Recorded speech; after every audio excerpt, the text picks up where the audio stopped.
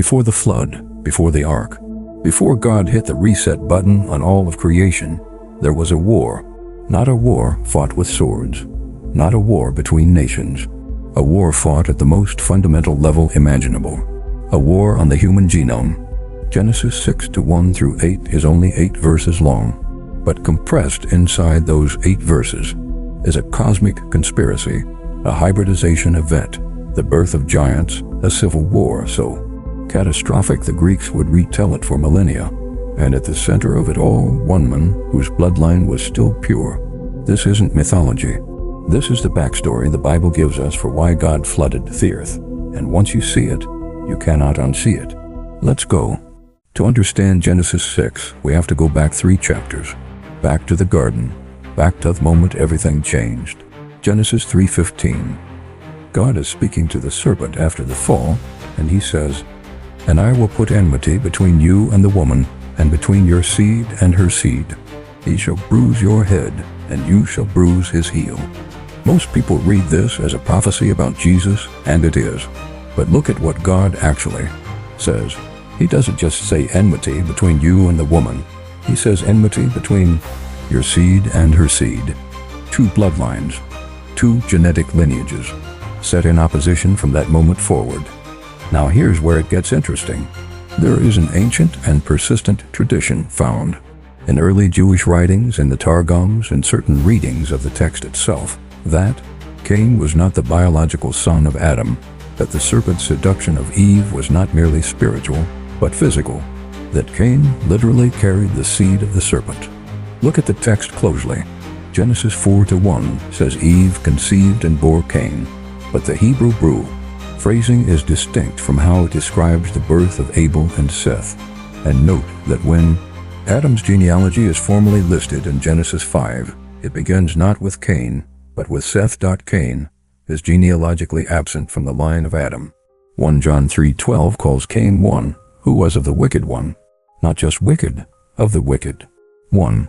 So from the very beginning of human history, there are 2 seeds, 2 lines, the seed of the woman, the Adamic line through Seth, and the seed of the serpent, beginning with Cain. And Genesis 3:15 tells us these 2 seeds will be in a state of permanent, irreconcilable war. That war is what Genesis 6 is about. Genesis 6, verse 2.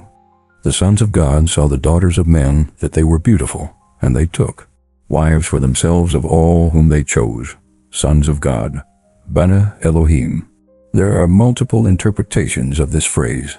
Some scholars hold that these were the godly line of Seth intermarrying with the ungodly line of Cain.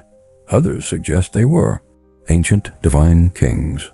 These are worth acknowledging, but they have serious problems. The Sethite view, for instance, fails to explain why the offspring of 2 human bloodlines would produce giants. It fails to explain God's extreme response, and it imports meaning into the text that simply isn't there. The oldest interpretation, and the one with the most textual support, is that the sons of God were angelic beings, a specific class, what the book of Enoch calls the Watchers. And here's the thing, we don't have to speculate. The Bible itself tells us. Open the book of Job, chapters 1 and 2, when the heavenly court assembles before God, who shows up? Now there was a day when the sons of God came to present themselves before the Lord, and Satan also came among them. Job 1-6.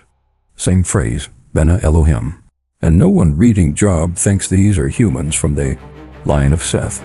These are clearly heavenly beings, members of God's divine council. The phrase appears again in Job 38-7, when God is describing the creation of the earth. When the morning stars sang together and all the sons of God shouted for joy. Again, divine beings, angelic entities, present at creation itself. This is the consistent plain text usage of Bena Elohim in the Hebrew scriptures, and the earliest Jewish and Christian interpreters understood Genesis 6 the same way. The book of Enoch, the book of Jubilees, the Dead Sea Scrolls, Josephus, Philo, Justin Martyr, Tertullian, all of them read the sons of God as fallen angels. Jude 6 and 7 even reference this event directly. And the angels who did not keep their proper domain, but left their own abode, he has reserved in everlasting chains under darkness for the judgment of the great day, as Sodom and Gomorrah, having given themselves over to sexual immorality and gone after strange flesh, the leaving of their proper domain. This is a reference to Genesis 6. These were the Watchers, a class of angelic beings assigned to observe and guide humanity, and 200 of them, according to Enoch, made a decision that would alter the course of human history. Now, if this kind of deep dive resonates with you, if you want to go further into the Watchers, the post-flood Nephilim, the giants of Canaan, and why the wars of Joshua suddenly make a lot more theological sense, subscribe and hit the bell. We're just getting started. Follow for more in part 2.